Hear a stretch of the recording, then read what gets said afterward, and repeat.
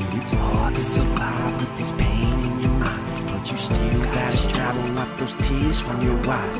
Just keep moving on, you gotta stay strong. And if you can relate, baby, sing along. See, it's hard. We didn't fly directly into Afghanistan. We flew to Manas, which is in Kyrgyzstan. Then we hopped on two C-130s and we flew into Bagram Air Base. And they opened the back of the plane.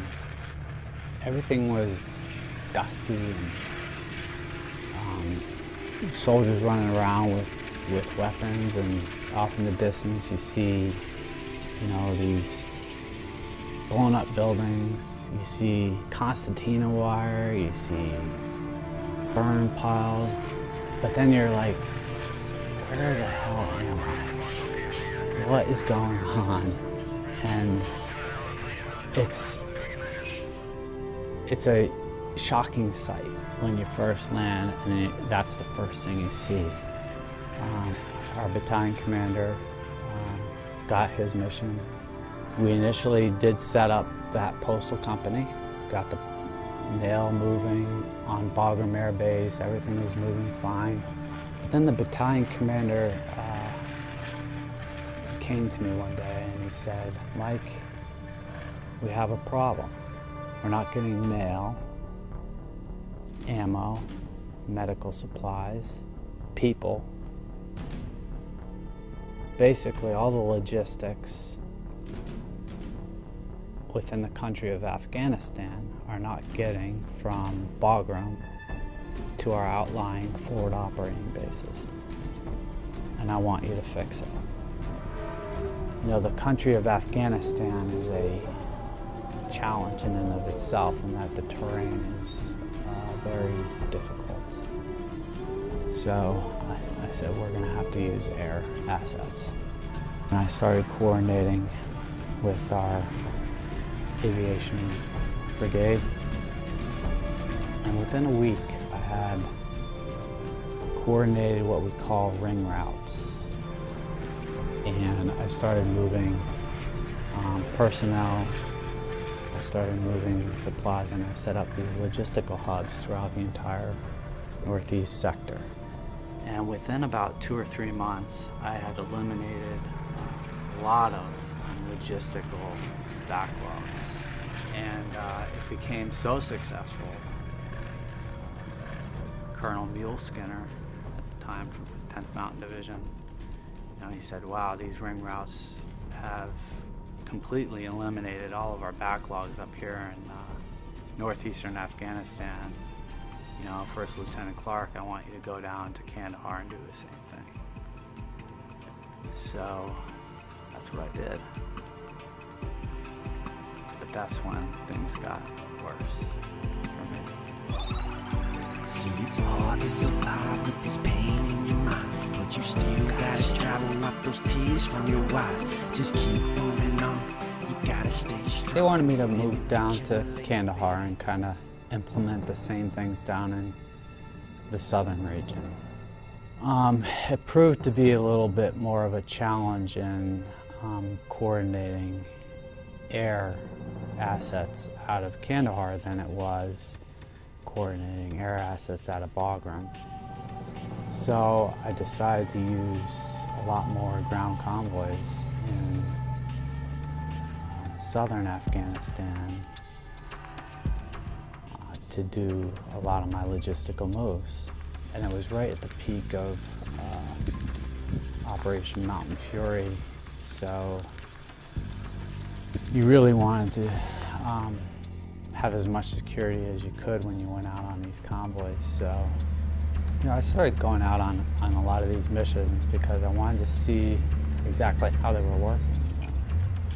You know, we were getting a lot of complaints from a lot of the outlying FOBs. You know, why are they getting mail from 2 weeks ago before they get the mail from last week? You know, it just didn't make sense to me. So I attached myself to a convoy up to the outlying FOB.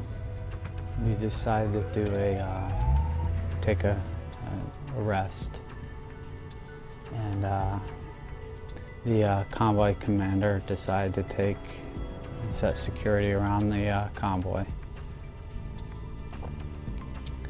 And he came around the convoy and he kicked out a few patrols, and he picked me as one of the patrol leaders to go through one of the outlying villages, because I was a lieutenant. So he assigned me and 5 other soldiers to go out and patrol this small village. As we were going through this village, you know, there were little kids running around, you know, playing and running in the streets. But we heard the screaming coming from a little hut. You know, it was like a out of the ordinary scream, like somebody was being hurt. So I ordered my team over to the house where the screaming was coming from, and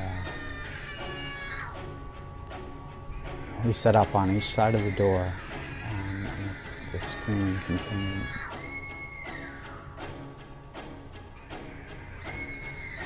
You know,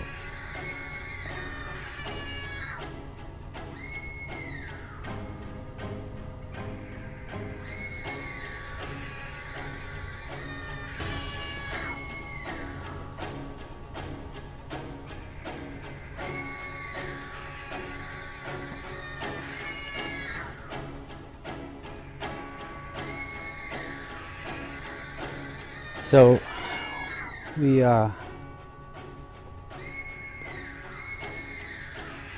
ordered my soldiers to kick in the door, and as he kicked in the door, as soon as he went through the door, I heard a gunshot. And I came in behind him, and as I came through the door, he shot somebody that was raping a young girl in the head.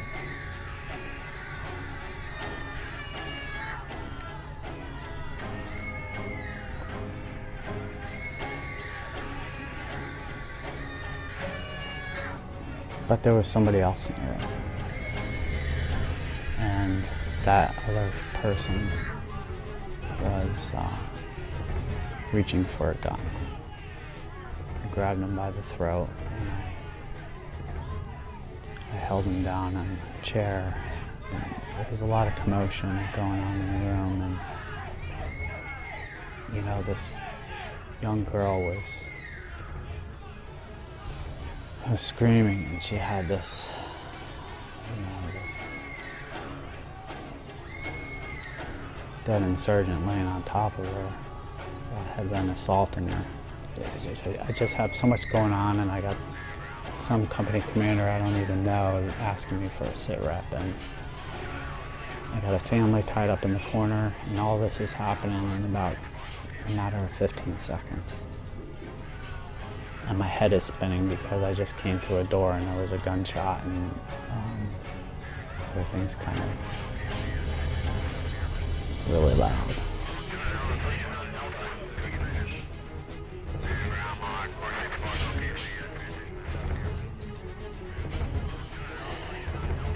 And then I put my gun in his groin, and I shot him in his femoral artery. And I threw him on the ground, and I let him bleed out.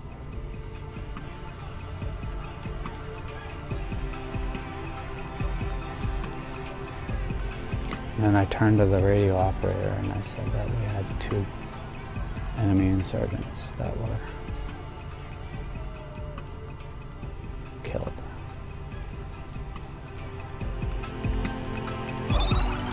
See, it's hard to survive with this pain wipe those tears from your eyes. Just keep moving on, you gotta stay strong. And if you can relate, So baby, for the longest time, you know, when I came home in 2006, I didn't want to talk to anybody about what I had experienced in theater. I didn't talk to my wife. I didn't talk to my family. I didn't talk to my best friends about what I had experienced in theater. It took 3 years for me to tell anyone about what I had experienced in theater, even my psychologist, about that young girl being raped that day and me killing that guy. Because I didn't want to relive that anymore. But I was living it over and over and over in my dreams every single night and every single day. I came home in December and I didn't even want to be around anyone for the Christmas holiday. You know, we would have a Christmas dinner at the house with family and friends, and I didn't want to have anything to do with it.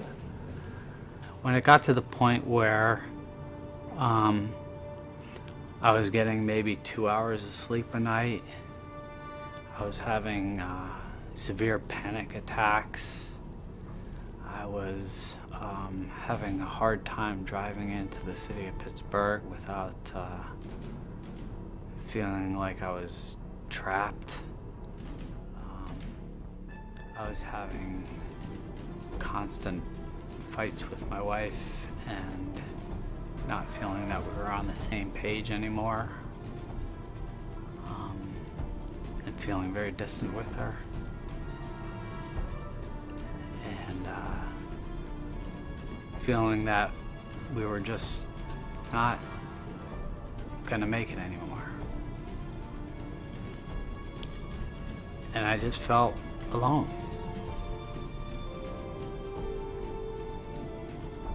And I said, you know what? I think it's time that I go get help. So I called the 800 number on the VA's website. It said OEF Clinic. And I talked to somebody up there, and they said that I could come up for a free appointment. I said, oh, can't beat free. So I went up to the VA, and that's where it all began. I don't know where I would be today if I didn't go get the help that day, because I was really in a bad spot, you know. You know, I didn't drink and I didn't do drugs,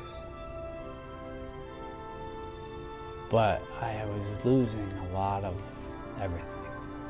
I was losing my wife. I had kids at the time that were scared of Dad. I was an angry person. I was angry at myself. I was angry at my wife. You know, I just didn't feel like I wanted to be around anymore. You know, I trusted the VA. I built a relationship with the VA back in 2006. And they brought me from the deepest, blackest hole to a place where I can now call my home. And that means a lot to me. So they're my primary care doctor now. And although I work for UPMC, I will always trust and always go to the VA for my primary care needs and my surgical needs. They did a wonderful job with helping me get to where I am today. And that's one of the lessons that we need to let everyone know is that the VA is there for everybody. The VA healthcare, it's worth it.